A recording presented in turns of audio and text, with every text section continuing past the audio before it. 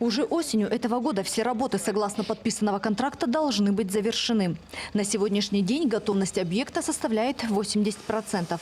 Новый аэровокзальный комплекс увеличит пропускную способность в 3 раза, что составит 300 человек в час. Терминал у нас в общем составляет 9000 квадратов.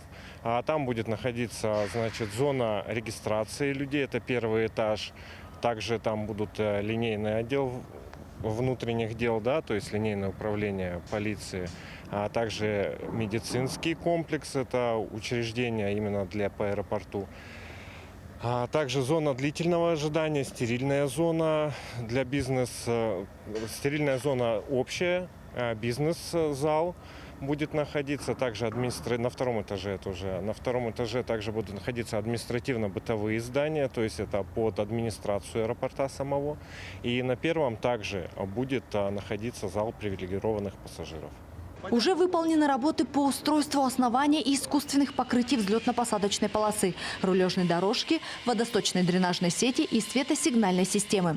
В настоящий момент ведется строительство аварийно-спасательного здания склада ГСМ.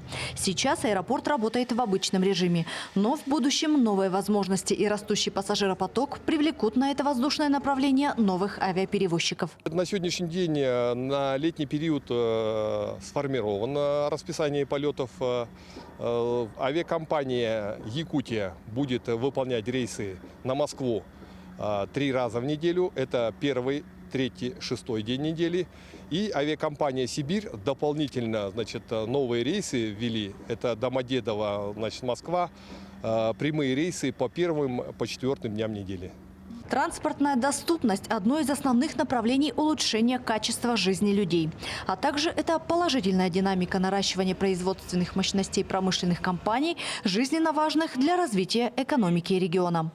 Новая взлетно-посадочная полоса имеет длину 3600 метров и ширину 45 метров. Способна принимать воздушные суда всех типов.